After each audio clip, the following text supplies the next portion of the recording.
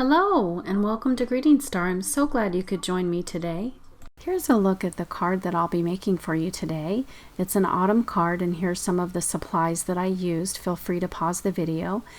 So here's a look at the stamp set. This is called Textured Leaves from Hero Arts. It's CM301 that you can see right here. And I did use the ombre ink. This is an ink pad that has 3 different colors in it. And then I use this small piece of cardstock here, and I'm just putting some tape all the way around it to create a border, about 1/8 of an inch of a border all the way around. And then I'm going to lay out the stamps the way I'd like them to appear on that cardstock there. And then once I'm satisfied with that, I'll be ready to stamp it. I do go ahead and put some scrap pieces of paper all the way around just to keep the ink off of the bed of my stamping platform here. So that's what you see me doing right now. That's just to protect that stamping platform there. Alrighty, so now I'm going to use this ombre ink, and I come straight down, but I do go over on the sides to get some of that ink on the sides of those leaves. Now the first stamp wasn't that great, so I went over it, and the middle one looks good, but I still want to do some more on the sides there. So that's why I decided to bring in some other colors here. I want some of that beautiful red, and so I'm using this tool. It's called a Fantastics tool. It just has kind of like a sponge dauber on the end, and I'm just adding that to the edges of my leaves. So that'll give those fall leaves a little more dimension there, which I like a lot. I think you can see when I open it up that beautiful dark red. It's a perfect color for fall. That's the Memento dye ink in rhubarb stock is what it's called. And then I'm also going to use some pistachio here with that Memento dew ink on the stems and the centers of the leaves there. And I think that's real pretty. And that green's not very bright, so that's perfect for fall. Exactly the color and the look that I was going for. And then I'm using that dry eraser there just to add some more pressure to those stamps and get a good impression with that ink. And finally I decided to go ahead and abandon the Fantastics tool and just take the ink pad directly to the stamps so I can get a little more ink there. And then I think that looks beautiful. Now in person you can really see that green. I don't think it shows up quite as well on the video as it does in person.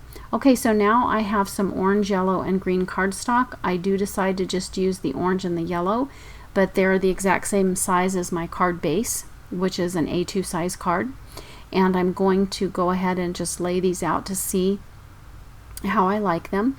And I'm going to use this orange frame as a guide for where to put my second die. Now these are some rectangular dies that have those little piercings in them, but I'm not going to be using the pierced portion. I'm only going to be using the other portion of the cardstock that I cut out. I only am interested in the rectangle part of it, not the stitched part of it, but they are what I had, so they're what I used. I'm sure you guys probably have some rectangle dies in your supplies if you are a card maker or a stamper or a crafter.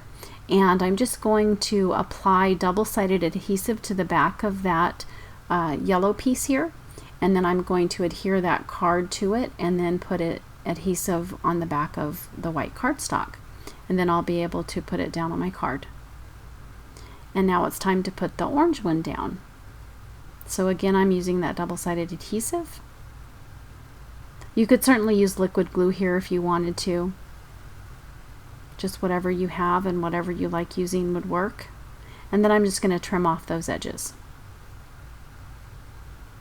I think that looks really pretty. I love the fall colors so much. They're so gorgeous, I think.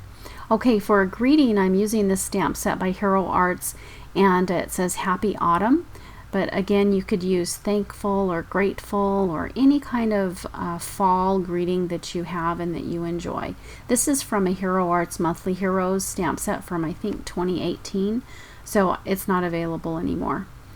But don't let that stop you from making this card. Just use whatever greeting that you have in your supplies.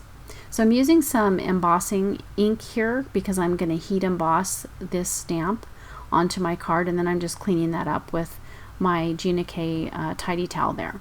Okay, So I'm going to bring in a little tray here. This is called a tidy tray, and some black embossing powder.